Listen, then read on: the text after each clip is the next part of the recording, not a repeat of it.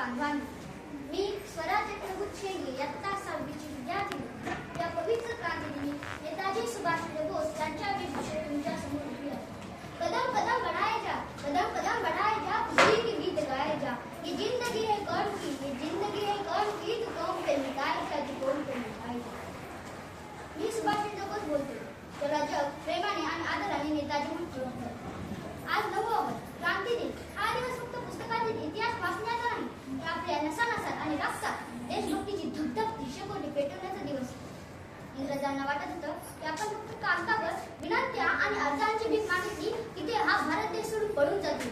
पण मी त्यांच्या डोळ्यात डोळे घालून थडकावून सांगितलं होतं, freedom is not given, it is taken. स्वातंत्र्य हे भीक मागून मिळत नसतं, ते आपल्या ताकदीने हिसकावून घ्यावं लागतं. कागदी अर्जांनी देश कधी स्वतंत्र होत नसतो. अन्यायाविरुद्ध लढल्याशिवाय सूर्य उगवत नसतो. स्वातंत्र्य मिळवण्यासाठी रक्ताचे पाठ व्हावे लागतात. तलवारीच्या पाठीशिवाय इतिहास घडत नसतो. तलवारीच्या पाठीशिवाय इतिहास घडत नसतो. माझ्या वडिलांची इच्छा होती की मी इंग्रजांच्या दरबारामध्ये मोठा साहेब व्हावं.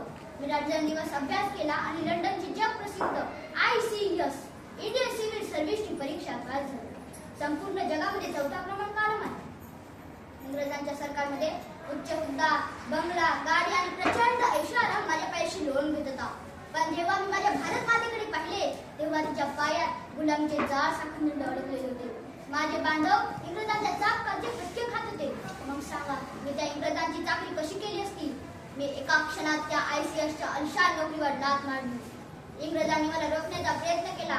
मला घाबरून त्यांनी मला माझ्याच घरात नजरकेलीत ठेवली. पण त्या इंग्रजांना काय ठाऊक? कधी न झुकणारा स्वाभिमान आहे आमचा, कधी न झुकणारा स्वाभिमान आहे आमचा. या भारत भूमीत रुजलेला प्राण आहे आमचा. इंग्रज बंद करून रोखू शकाल वादळाला. हा भारत देश म्हणजे पेटता अंगार आहे आमचा, पेटता अंगार आहे आमचा.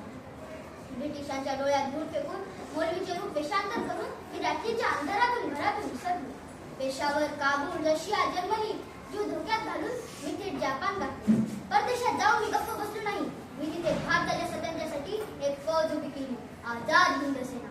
या सेनेत फक्त पुरुषच नव्हते, तर झाशीची राणी रेजिमेंटच्या वीरांगना स्त्रिया सुद्धा हातात बंदुका घेऊन इंग्रजांचे डोके उडवण्यासाठी सज्ज होत्या. मी माझ्या देश बांधवांना, माझ्या सैन्यांना एकच हाक दिली, तुम मुझे खोज लो, मैं तुम्हें आजादी दूंगा. Do me blood and I promise you freedom. हो, मी रक्त मागित होतं, कारण स्वातंत्र्याची किंमत ऐश्वर्य नाही तर बलिदानाने चुकवावी लागते. माझ्या सर्व सैन्याने एकच घोषणा दिली, चलो दिल्ली. आमचं एकच ध्येय होतं, दिल्लीच्या लाल किल्ल्यावरील इंग्रजांचा युनियन जॅक उलटून फेकून आपला तिरंगा फडकवणे. आज कित्येक वर्षानंतर मी तुम्हा सर्वांना विचारतोय, आजचा तरुण कुठे चाललाय? आम्ही रक्ताचे पाठ वाहून पाठीच्या तख्त्यावर चढून जे स्वातंत्र्य मिळवून दिले आहे, त्या स्वातंत्र्याची किंमत आहे का? आज आमचे सैनिक वजा 40 संस्थापनात देशाचे रक्षण करत आहेत. पण देशाच्या आत काय चालू आहे? भ्रष्टाचार, बेरोजगारी, महिलांवर होणारे अत्याचार आणि मोबाईलकडे व्यस्त असणे. या विरुद्ध लढा देणे हीच आजची खरी देशभक्ती आहे. लक्षात ठेवा, सुभाषचंद्र बोस कधी मरणार नाही. जोपर्यंत या देशातील प्रत्येक तरुणाच्या रक्तात देशप्रेमाची ठिणगी जिवंत आहे, तोपर्यंत सुभाषचंद्र बोस तुमच्या मनात जिवंत राहतील. तुम मुझे खून दो, मैं तुम्हें आजाद